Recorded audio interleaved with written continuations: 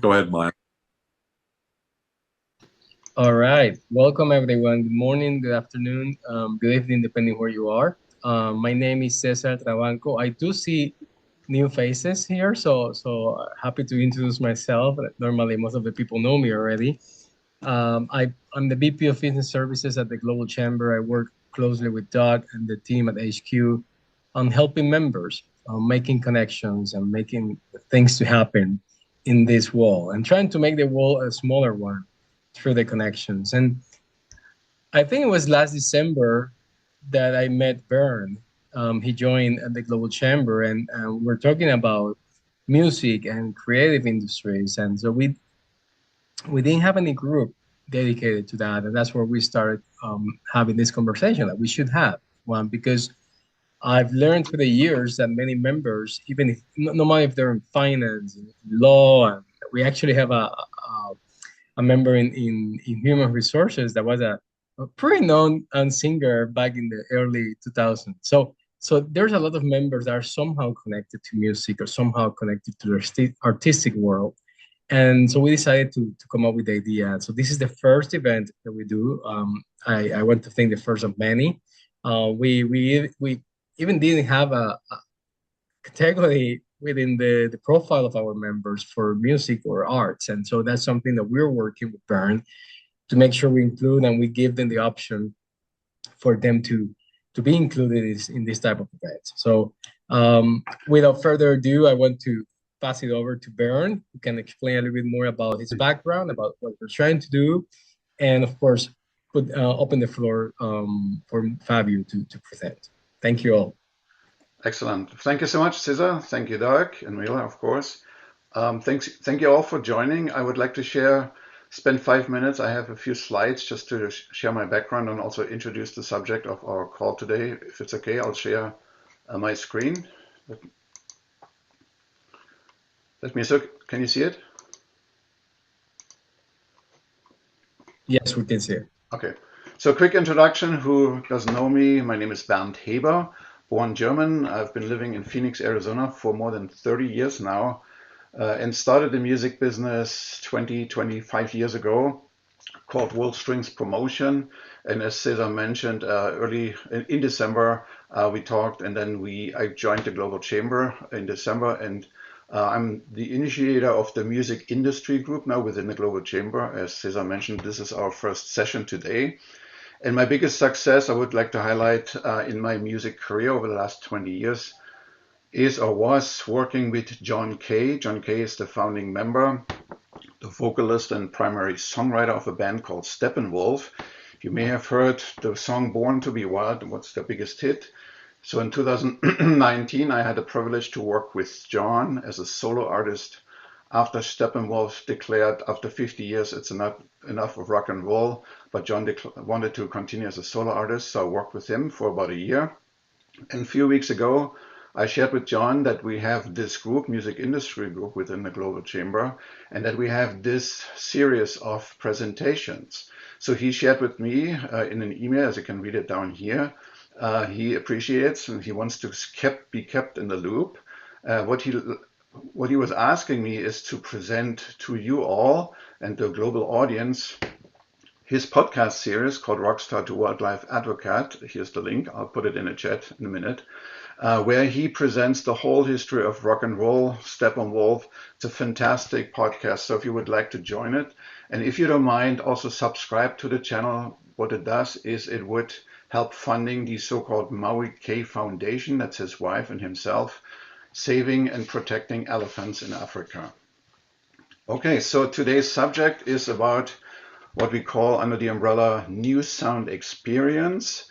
So you all have been at concerts where either the sound is way too loud, so you can't really enjoy it, or you can't hear anything because you're so far away from the stage. So the mission of the new sound experience is, as you can see over here, eliminate single sound nightmares. So the two pictures that I presented to you to the left, you see a band. This is Pink Floyd in the very, very early stages. As you can see, one little van, that's probably all the sound that they had at the time. But as we all know, later on, they had a little bit more on the stage. But for me, Pink Floyd, the sound in a space is something that I was looking forward, and we hear from Fabio in a minute, to recreate without having five trucks rolling into town. And on the right-hand side, you're probably familiar with the band Grateful Dead, the so-called wall of sound, as you can see on stage.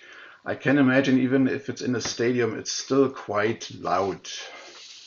So without any further ado, I would like to introduce you now to Fabio Kaiser, who is the CEO of Amadeus Acoustics, a company that started many years ago based out of Vienna.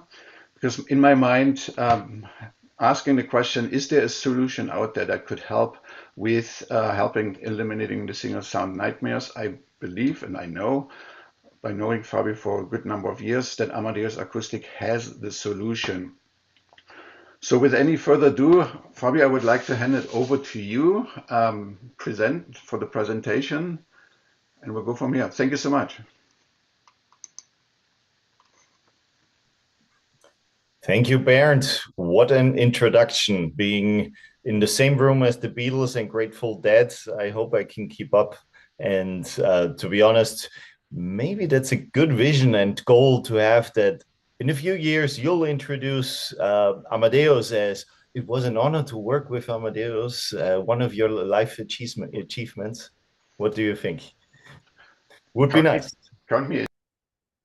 Sure. Cool. Okay. Thanks for having me, guys. Fabio Kaiser in Vienna. Not, I think there's a Vienna in the US, but no, that's not it. A Vienna in Austria, Europe, in the center of Europe.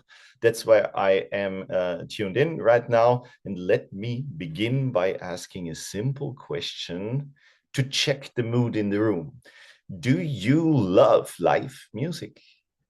Raise your hands, give me a chat, something. Yes, interaction. Okay, okay. For those who didn't raise their hands, there's another webcast going on if you want to switch. Again.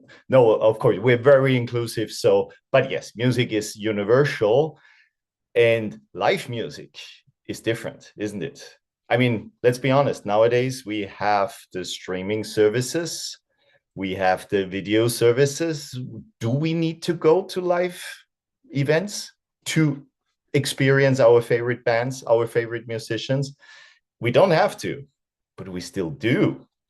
And we pay more money than we ever did.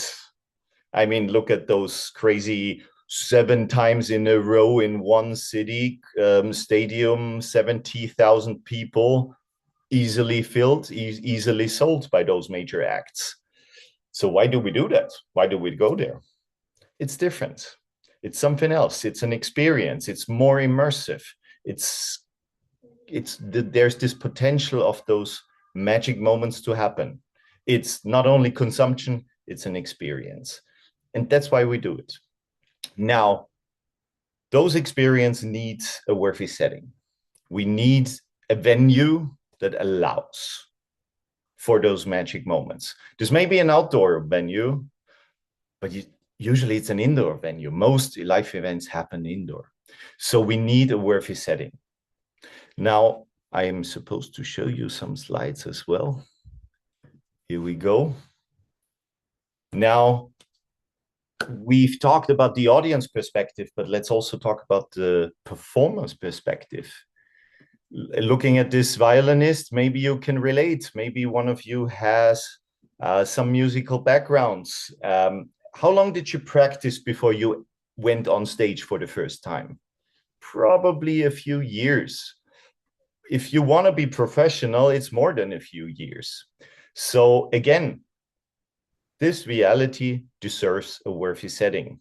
And sound and acoustics is critical to that. It's invisible, but critical to the experience. So live music deserves a worthy setting.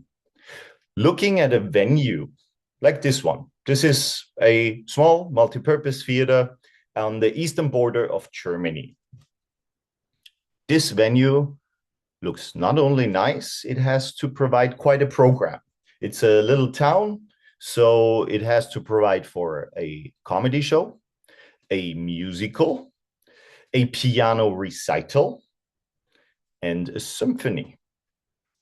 Now, thinking back to sound is critical, how should they accommodate for a great sound experience for all of those different events? A comedy show needs precise speech intelligibility, but a symphony needs enveloping acoustics. How should they provide it without building several spaces? So there is also a demand for flexible, high quality sound and acoustics. Now let's talk about a few projects that we as Amadeus did. We provide solutions for flexible, high quality acoustics and sound. Now I want to simply introduce you to those solutions by showing you a few examples. This is the Théâtre de Beaulieu. It's in Switzerland. It's the largest theater in Switzerland, actually, hosting around 1,200 seats. So it's not that large, but it's the largest in Switzerland. And similar to the venue before, it has this classic multi-purpose problem in that there's amplified music, pop rock shows, but as you can see on the picture, there's also a chamber orchestra residing in this venue, and there's a second residence orchestra and a symphony orchestra, so from Geneva and the chamber orchestra from Lausanne. Now, the acoustic consultants called us up. Guys, we need to refurbish this space. The seats needs to be changed, and actually the whole ceiling will be changed. Architects for architectural reasons, and our acoustic possibilities here will be very much limited. What do I mean with that? You can imagine when we talk about room acoustics, a cinema is dry.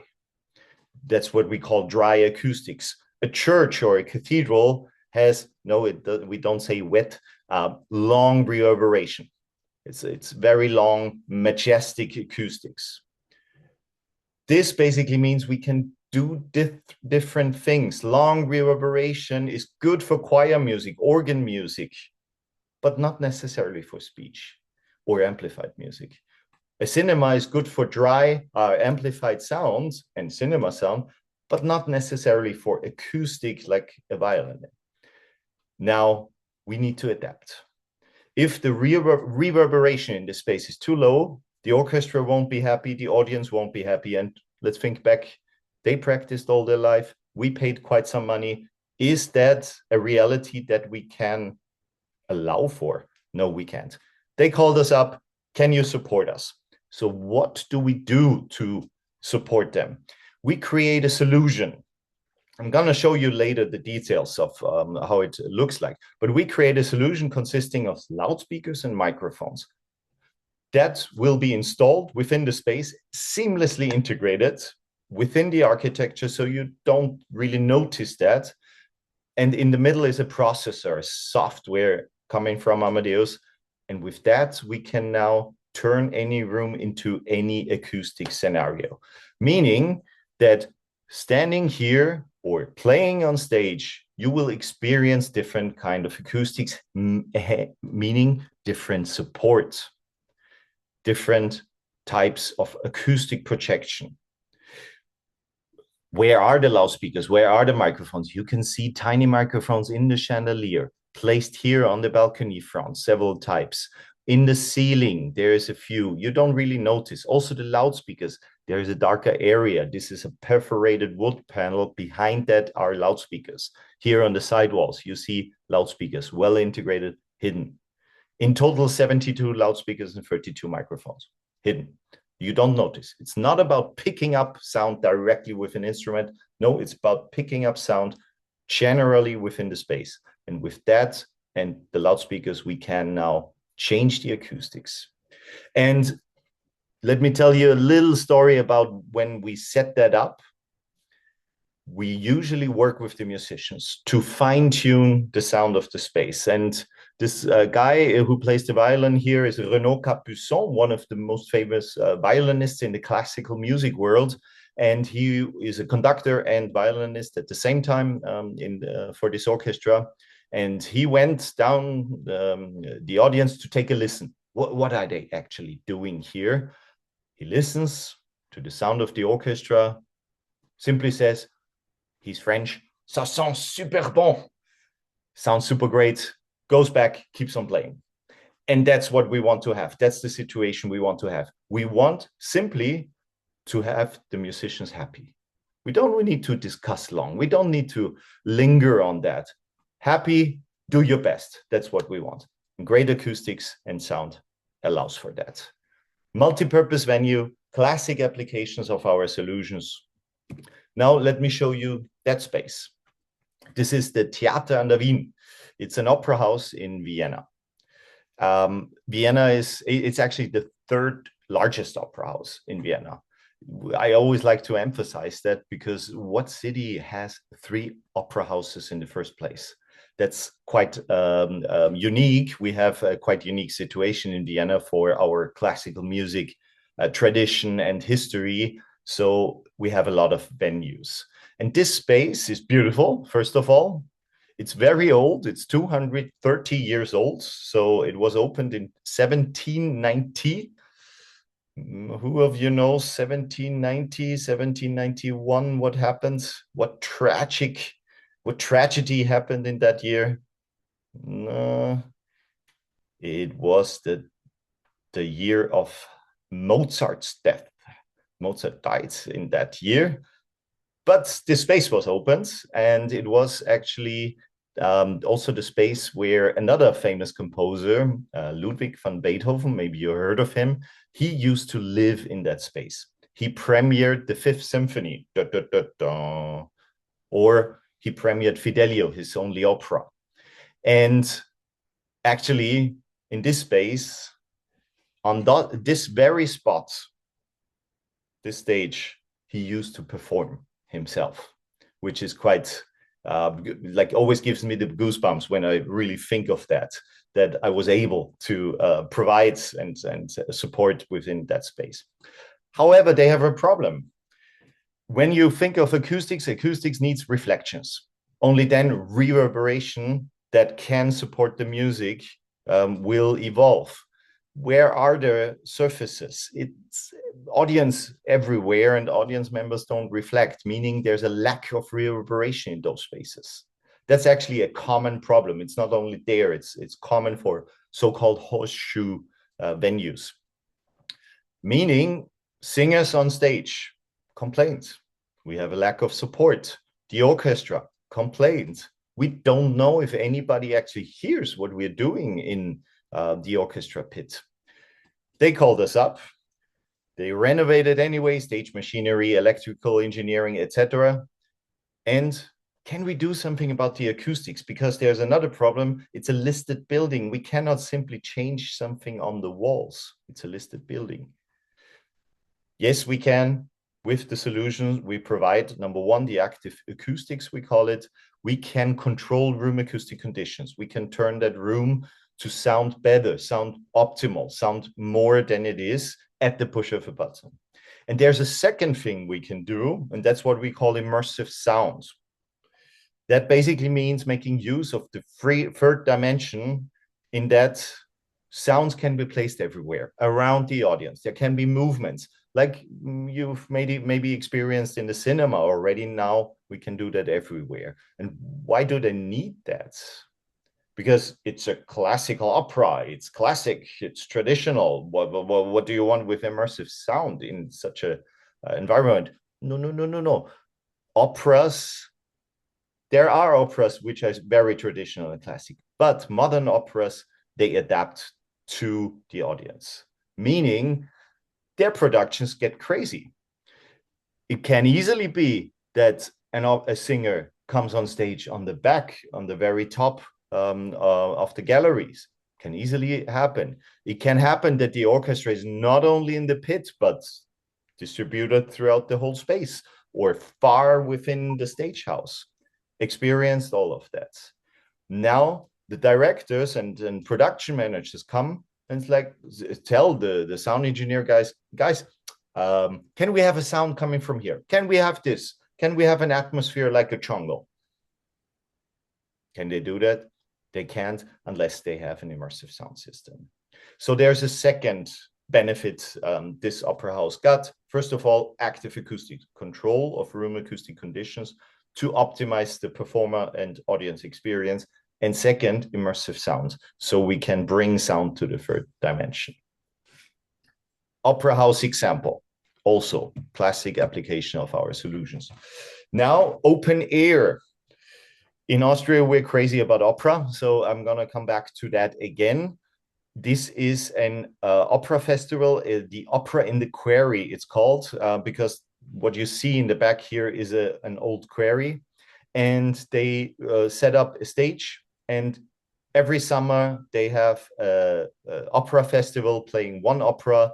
There's 5,000 seats around here, and you can imagine they have a problem, and the problem is opera for 5,000 people means we need amplification. Only then it can work and can be heard. But amplification of an orchestra and opera singers is the toughest job you can have as a sound engineer. This is not trivial. It is not what we are expecting, what we are used to, the sound quality of amplified sound in an opera setting. So, and another challenge they have, the stage is 80 meters wide, meaning that creates the following problem. If a singer is on the left, and let's assume you're sitting here to the right, you will see the performer to your left. You look at the performer to your left. Traditional sound systems, which would create those towers, we call it, on the right and left side, with those traditional systems, it would be the case that your visual localization goes to the left, but your auditory localization goes to the next speaker, which is to the right. So we have a huge mismatch in your perception of localization, creating over time fatigue. It's simply not as pleasant, and it's more tedious to listen and experience. What can we do? In this case, we actually put up to 60 loudspeakers. We hide them within the stage design. So in this stage design, there's actually 60 loudspeakers hidden, well distributed. And with our processing now, we can recreate, we say, wavefronts. It's a wave-field synthesis for those who have a bit of technical background. So we recreate a wavefront as if the performer is, as if the amplification system is recreating the performer just louder. And then the localization, also the auditory localization, goes back to the left. Only then we can enjoy without fatigue, hopefully, the opera that lasts for 3, 4, or 5 hours in this beautiful scenery.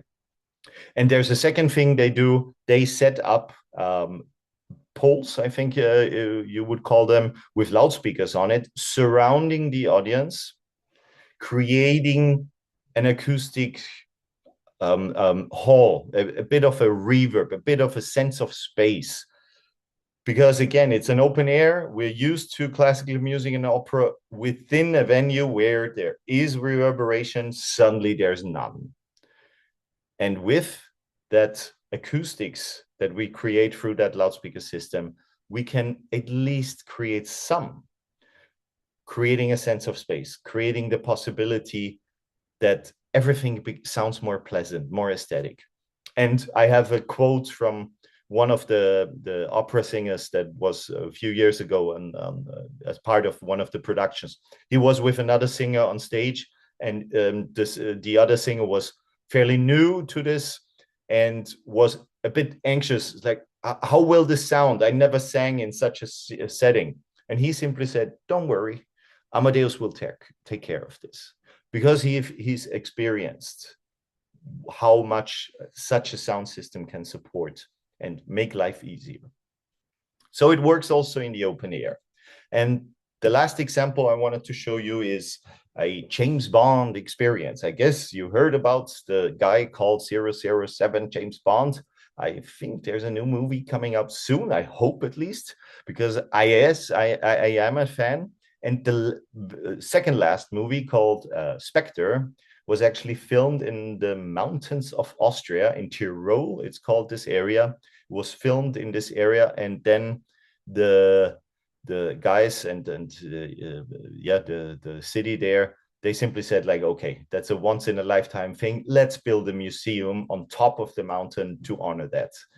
So that's what they did, and it's not any kind of museum, it's an immersive experience. So maybe you've experienced that already. You walk through different different rooms, and you enter the world of James Bond. You're introduced into this world, being introduced to different kinds of scenarios. And you can see there's LED screens, there's 360-degree video, and obviously we need sound coming along with that.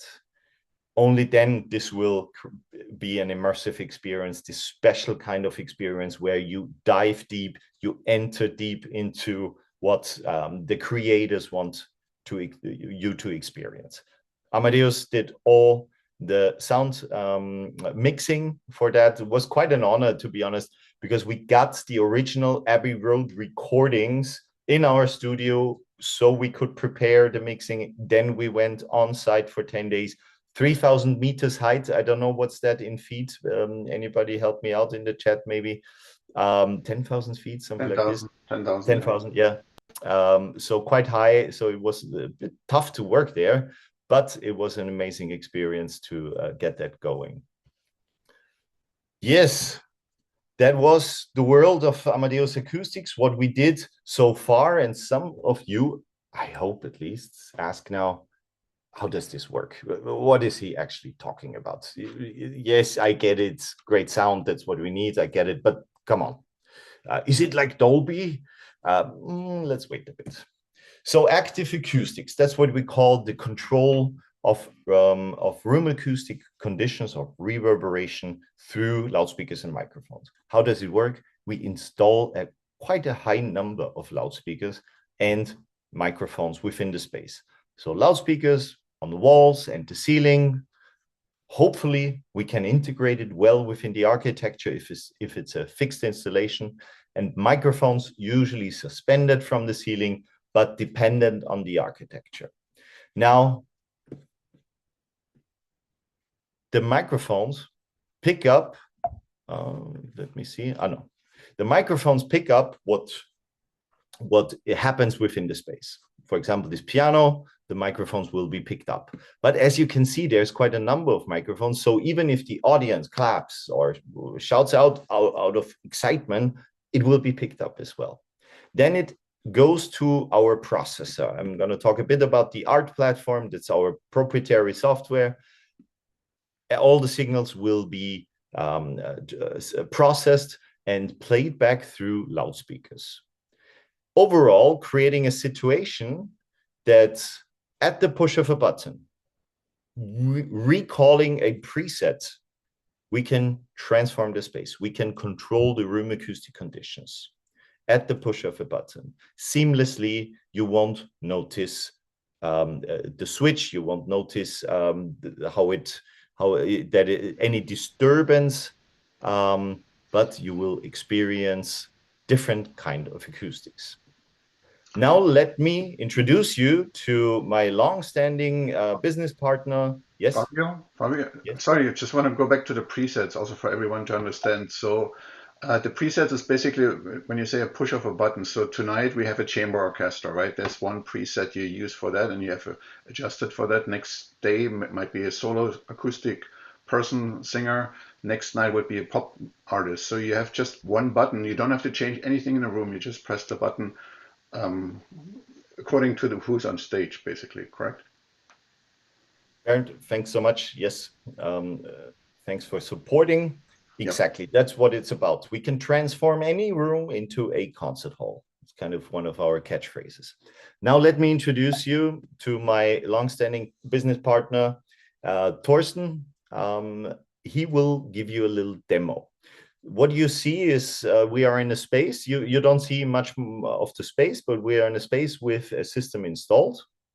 And I simply filmed Thorsten making some noises. You will hear that with my smartphone. That's it. Nothing, no crazy processing, no editing, etc. Plain recording. I added the audio, so you will hear audio. Please let me know if you don't. Are you ready? Okay. Woo-hoo. Woo-hoo.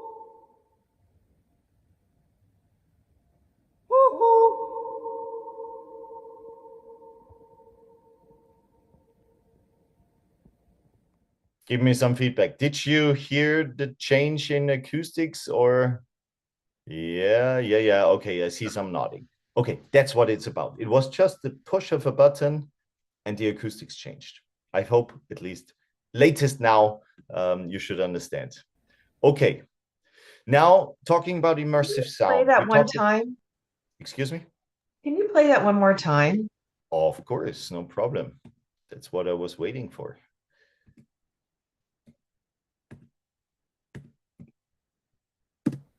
Woo-hoo. Woo-hoo. Woo-hoo.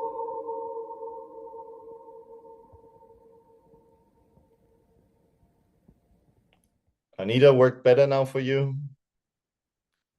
Yeah, I didn't hear, I didn't hear perceived sound on the third one. That might be the point. No, actually, that's where you should hear the biggest change.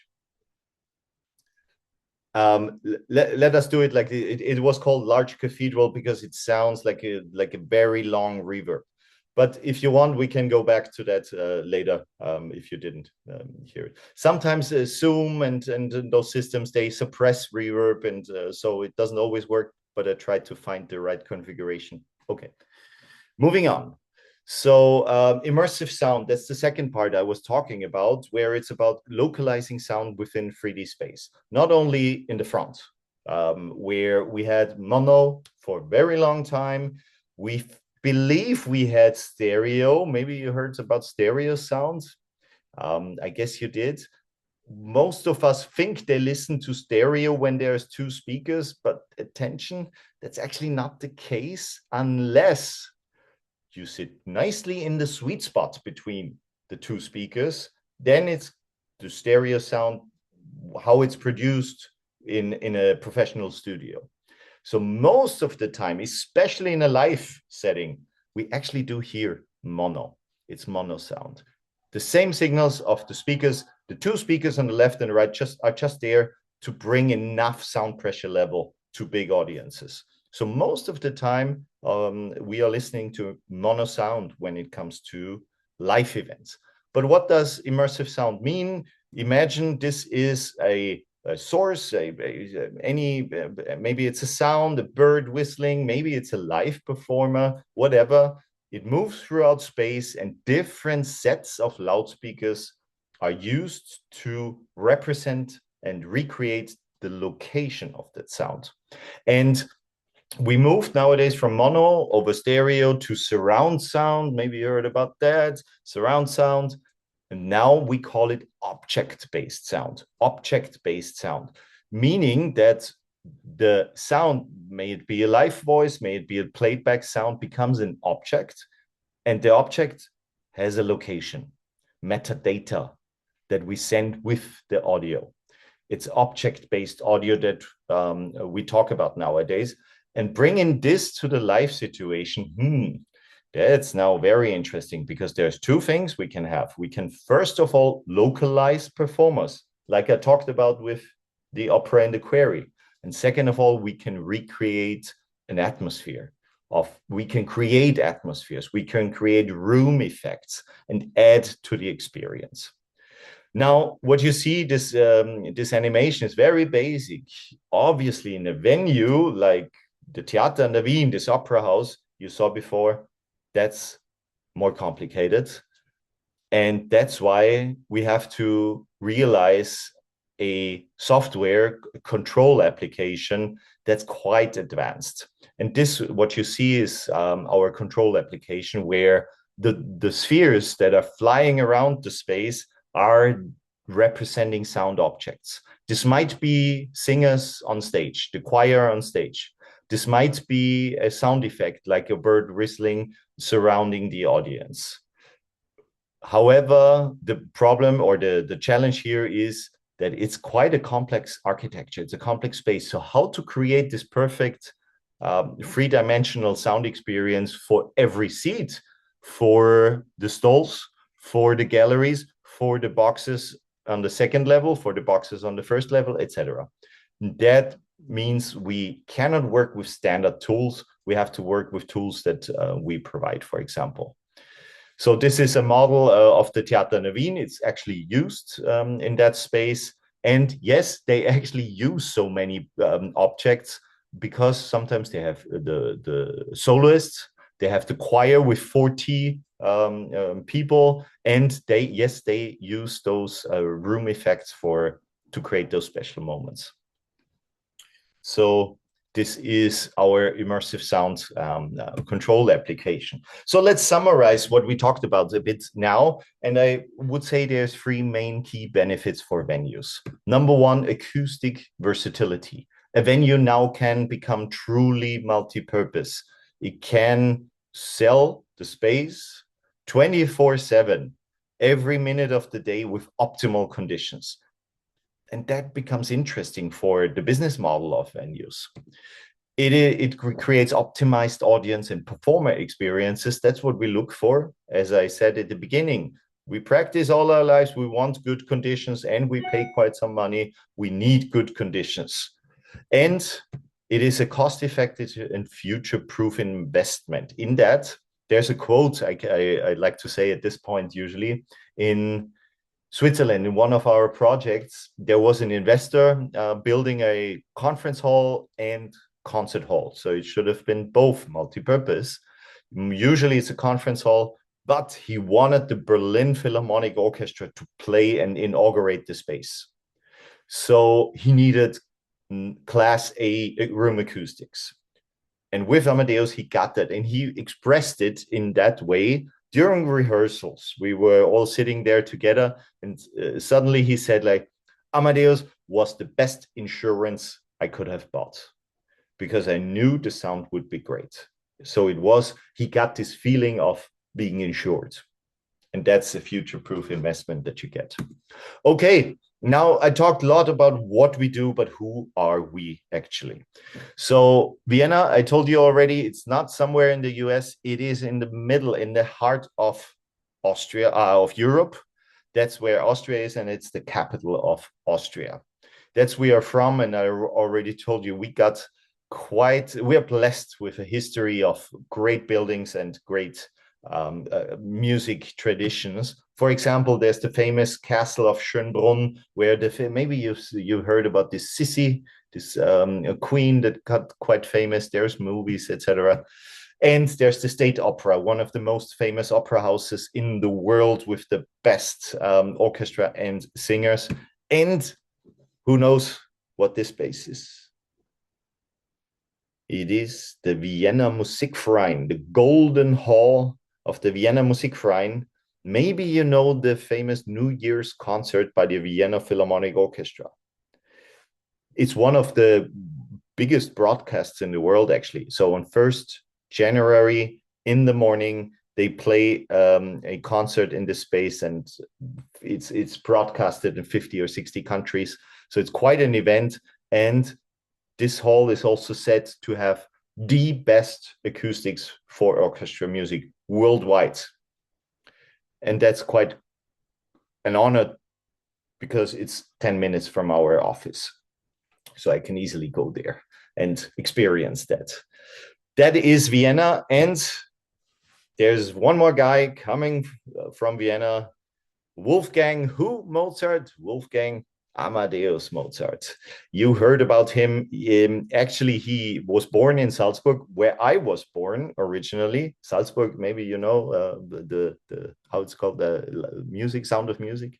That's very known in the US. Not so much known in Austria, just telling you. But in the US, it's crazy. Wolfgang Amadeus Mozart, Salzburg. He was born there, but died in Vienna. I was born in Salzburg, moved to Vienna, so I see my future. Yeah, let's see. Let's hope it lasts long enough. But my destiny will be similar. Yes, and obviously he was an inspiration to us.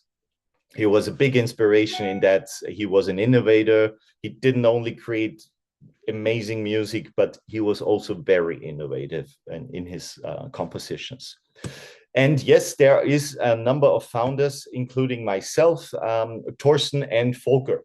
And I want to introduce us to you simply because the three of us are not interested in selling loudspeakers or microphones or selling cables or something. That's not part of our business model. And the reason is, first of all, it benefits our clients. We can adapt systems, solutions to the budgets. We can adapt to the architecture. But to be honest, we are coming from the world of acoustic consulting, of sound engineering, high quality sound engineering. So me and Torsten, we had an acoustic consulting office for a long time, was very successful, and it still exists. And Volker is a sound engineer working with orchestras, recording and doing live sound for orchestras. And at some point we got together and said, like, let's do something else. And we created Amadeus Acoustics. So our background is we are basically engineers, experts on sound, and musicians. All of us play an instrument. All of us studied at the University of Music in different cities. All of us are lecturers.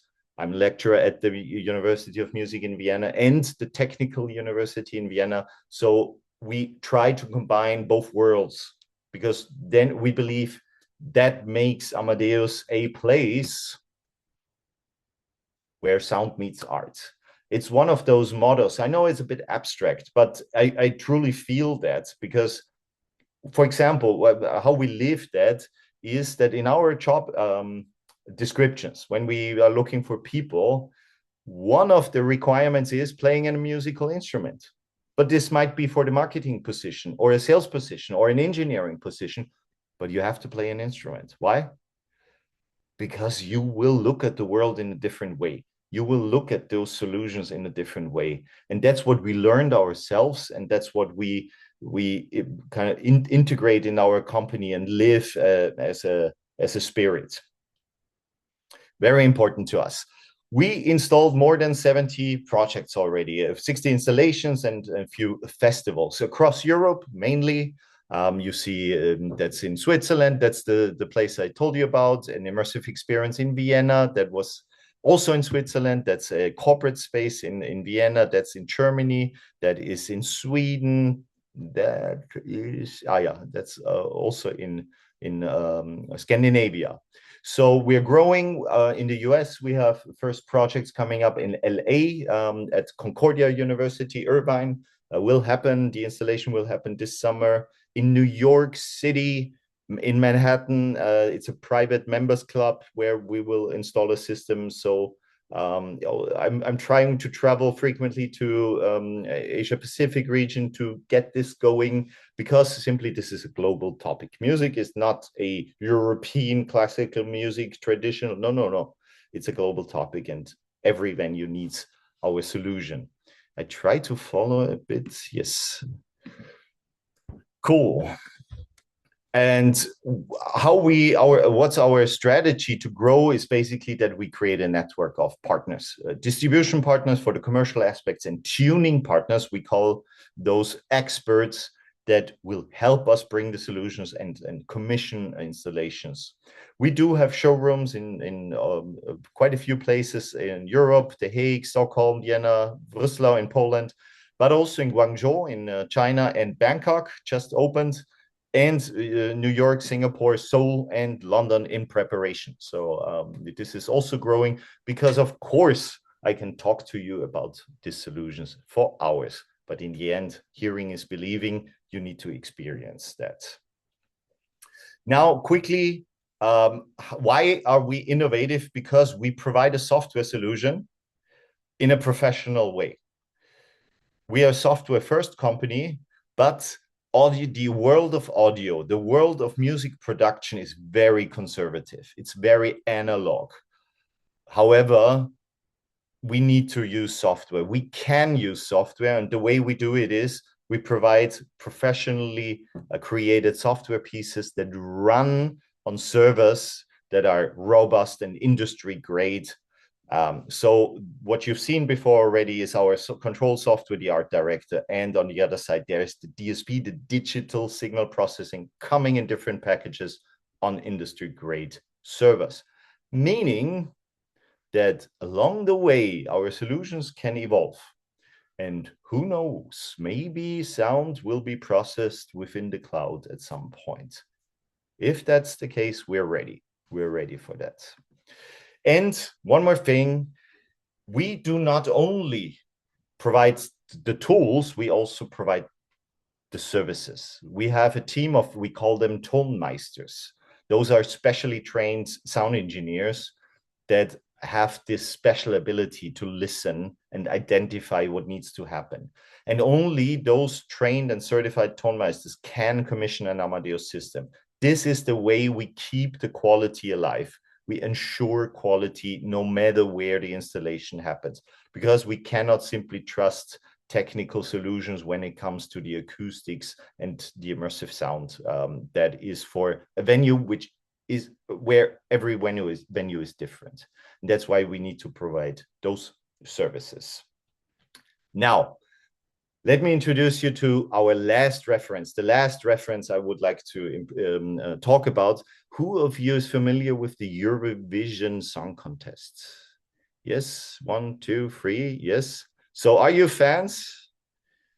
Yeah, okay, okay. Oh, okay. Yeah, I know it's tricky, isn't it? It's a great event, but then sometimes the music, I don't know. But it's a long-standing and very traditional event in Europe, but I think Australia is already part of it. Some Asian country also would like to join. So yeah, it's growing. And last year, so the country that wins will host the next one. And last year, Austria won, meaning it will be hosted in Vienna. And we know some people in Vienna, and that made it possible that our solutions are actually used for the live sound in the Eurovision Song Contest. Now, let me play you a little introductory video.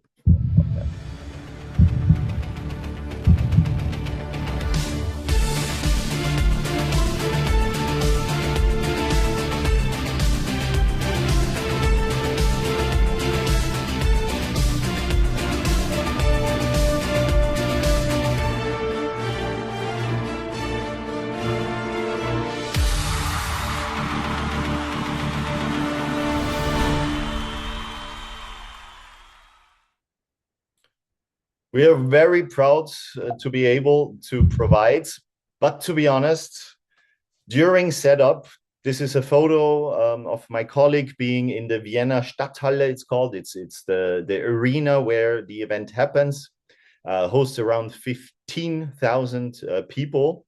And during setup, you can see the art director that I showed you before with the venue and all the loudspeakers already in our software. And during setup, the guys realized, the production company, the sound engineers, that actually without our solution, without the immersive sound solution from Amadeus, they couldn't have done what they planned to do, which is quite crazy. It was quite surprising to us, but they realized they couldn't have done that because you can see the stage with a big LED screen for all the show, etc. But here is the green room, they call it, because that's where the artists sit, and they will perform on that side of the space as well, meaning they need to switch, and it needs to be a seamless switch. And that's, you can see it in the model. There's a long stage where they walk and suddenly they perform on the other side. So that's not easy to handle. It needs an immersive system that can handle that. Bernd. Yes, Fabio, apologize for interrupting. We have 5 more minutes. Would you mind opening a stage for some questions? I know, for example, there's musicians also in the audience who may have some questions, if that's okay with you. Oh, of course. Give me 1 minute. Yes. Thank you. Actually, I don't need a minute. No, we can open the floor to questions. And before we stop, I'm going to say the famous last words, so to say. But so, of course, go ahead, shoot. Yes. I have a couple questions. I try not to take over. My name is Emily. I play violin. Bernd invited me. Um, I hear you talking a lot about like acoustics for operas and orchestras and such. And what about the sound solutions for, say, like a rock band or an amplified band? And then well, I have a few questions, but my other question is, what about sound systems for traveling touring musicians that want to bring that system with them per venue? Um, and I know you talked about your trained sound people, but how does that work when you have somebody that's running that sound? Do they get qualified to run your systems? Sure. Thanks for the questions. And you touch a point that is critical and a bit difficult to be honest. So I try to answer it the following way. First of all, you can see that is a venue where there's a sound system and it's mainly about amplified sound, pop rock, alternative EDM sound. You can see those are all those main PA systems that are there for this very loud amplification. So with the immersive sound system, that's what we do. And that's what we can do. The engineers simply need to take the control software, set it up, and then you can hook it up on site. In this case, they need some time for the setup, obviously, because it's one of the largest shows running in general. But imagine there's just a few speakers, then we just have to enter a few speakers and you can set up quickly. And you can even tour with that system. So I think there's another, that's two of our processors, very handy. You can take it in your backpack and travel and do a tour. However, it is an advanced system. So it's usually not the musicians themselves controlling that, it's the sound engineers. Simply because all the technology is a bit tricky and it needs some basics and foundations. But the sound engineers can handle that. Why I was talking a lot about venues is simply in those spaces, it's a bit of a different story because there it's a fixed install. It's a permanent install. And then you need to think about the sound systems in a bit of a different way compared to a tour or a temporary installation. Here, we set it up, we get it going. It stands like this in a rack, but then it will be removed. In an installation, we need to integrate it in within the architecture, etc. But yes, it can work for a tour as well. Yes, and then you ask about the certification. That's why it needs to be certified, because those complex systems are not easy to handle. If you don't know how to handle it, it can go wrong, and we cannot have that happening. This is simply the reason. But yes, we are working on simplifying those things, that they become more standard, and more and more people can control and use those systems. One more question, and this might be for another time, Barrett, because I know we're running out of time, but I wanted to touch. Yeah. Go ahead. I wanted to touch on the silent disco subject. Barrett, do you want to take that? Yeah, we can take it offline or have another call arranged for that. Okay. So I would like to. Please. Can I ask a quick question? I know, Anita, yes, go ahead. We can go extra. Yeah, just real quick. 3-4 minutes. So the outdoor quarry where you have, it's not just up like in a theater or an opera house, but it's back, it's out. You have the longitude. How do you deal with like the sound delay? You know, somebody hearing something up front by the stage when they're 5,000 seats back, you know, there's a second or two time delay. How does that work when you're trying to put the whole thing together? I'm not 100% sure, but I try to catch what you meant. So first of all, I told that there is loudspeakers integrated in the stage design, and together you can imagine that they recreate a sound wave, a natural sound wave. meaning that no matter where you sit, you localize the performers in the right spots. That's number one. The delay, that's just natural. Sound travels by the speed of sound, 340 meters per second. If I talk in this query, that's delay. That's what I'm hearing. So that's natural. One advantage we have here, there's no video wall having the performance amplified, like visually amplified, so to say. You don't have that. So we don't have a big issue between visual and auditory delay. Maybe that was the question. Okay. So we don't have that. It's an advantage when it comes to that aspect. It's a disadvantage because sitting in the back, you don't see the performance well. Yeah. Thanks. All right. Well, thank you so much, Fabio. Absolute pleasure having you at this webinar today. I would like to close this conversation, and maybe there's a future conversation, bring you back, of course.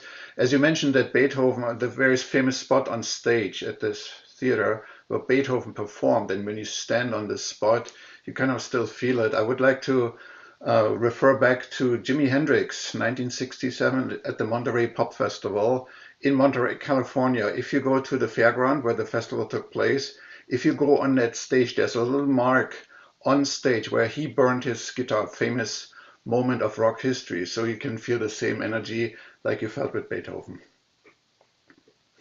Thank you, Cesar. Thank you, Doug, Mila.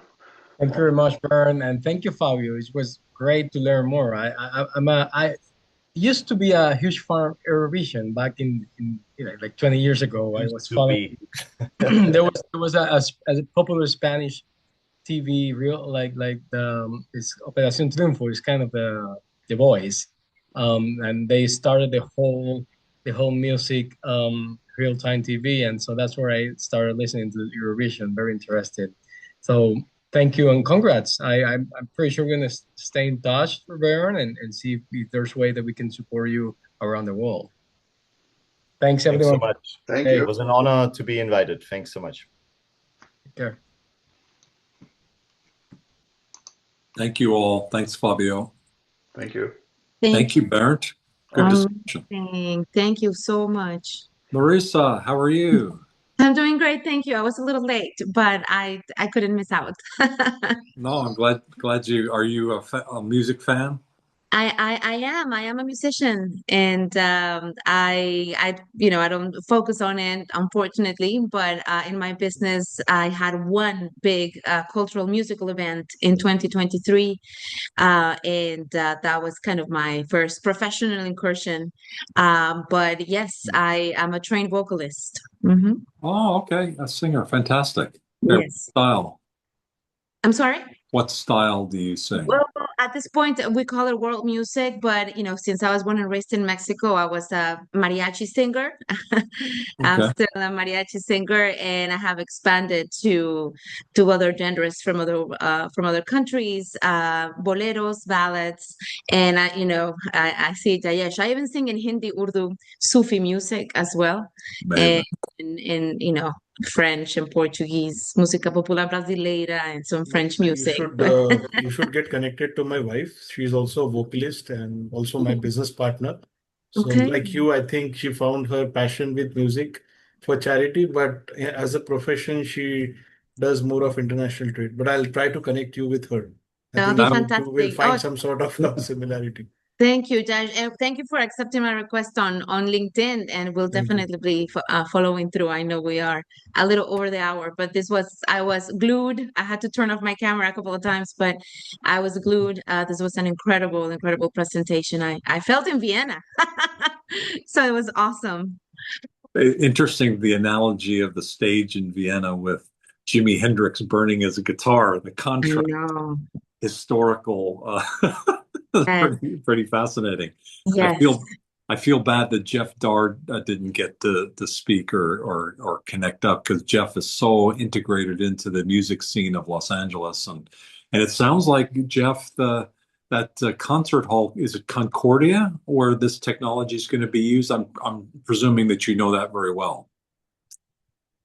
I don't know the Concordia theater that they may have at the campus at all. It's in Orange County.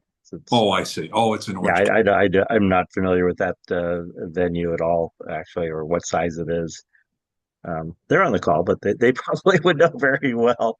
Um, but yeah, no, I even have a UK artist whose last CD ships out of my law office, and almost none of it goes to the US. It's all EU and some Australian, some mostly UK and EU. So, Very but cool.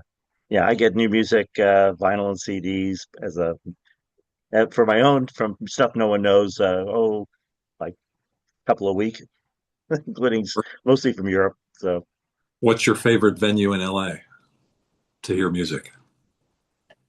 small clubs. I'm not into big places. Okay. I'm going to be at McCabe's for Graham Parker, somebody I've seen many times in the past in Yeah, June. That's a fantastic venue just because it's basically, like 100 people. he's still around. Have you seen the documentary Echo in the Canyon by any chance? I know of it. I haven't watched it, but yeah. Okay. It's I amazing. just It might still be on Netflix. I don't know. I saw it it on there a long actually time ago. actually yesterday my wife I said, "What's on?" She said, "Well, here's this thing," and it's two. I think it's like what at least 5 years old, but it is streaming right now. Yeah. Yeah. So it's what 1967, 1968. It's the like 2 years in the 60s where it focuses in on what happened. So you liked it too, Anita? Yeah, it was amazing. Well, I mean, because it's like everybody I grew up with and in the area that I grew up. So it was quite amazing. Yeah. By Well, the way, you asked about venues. A place that is not as well known, that is amazing and very inexpensive, which is, all magic words, small, is the Lodge Room. So if you don't know the Lodge Room, check out their calendar. They have great stuff and very inexpensive. And, you even have a restaurant right next door on the same floor as the Masonic Lodge. And it's oh, a great, intimate little venue that has stuff every day. okay. Not Lodge Bread or Bakery, right? It's No, no, no. That's a little small bakery chain. Where's the lodge room? It's Highland Park. Oh, So okay. it's like York and 57, something like that. If you don't know the area, it's a very trendy area right now. Lots of restaurants, lots of neat things. And if you go to Lodge Room, you'll see their calendar. You can subscribe to events, and uh, it's a couple hundred people.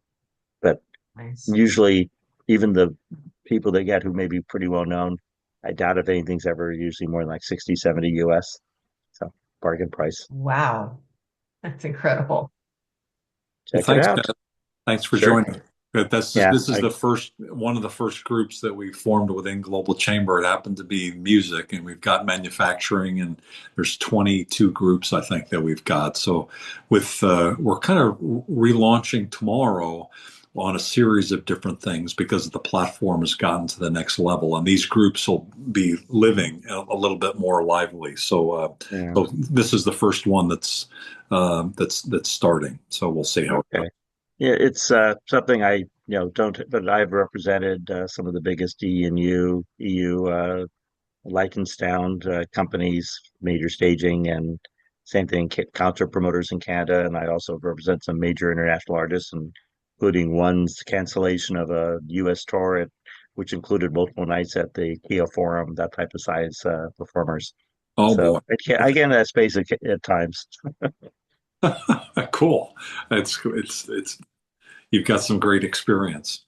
Yeah, so yeah, Alejandro Fernandez was the one I was alluding to with the big tour. Uh, so yes. All right. I'll Anyway, leave you with one little tidbit. You've probably read the book Outliers, and bestseller, and he talks about how to be an expert in anything, you have to spend 10,000 hours doing it. And he talked about several examples, but his one musical example was the Beatles. And I just read the biography of John Lennon by Philip Norman, I think it was, and how they played in Germany. Not just played in Germany, but for years, for the Germans had them play like 7 or 8 hours every day. And so they got their 10,000 hours together. And so whatever they were at the beginning, they turned into something amazing, obviously, at the end, and they were ready to hit the US. But that 10,000 hour rule, he's got a variety of different industries and people who've had to put that 10,000 hours in, including musicians. And the Beatles were one of the examples. So I think the three of us probably have gotten our 10,000 hours in for sure, right? Oh, probably. What if I told you I just received in the last week 6, 7 different pieces of music, physical music. So uh, two from UK. One was a record store day release, but only 2,000 available only in Europe. So I had to order it.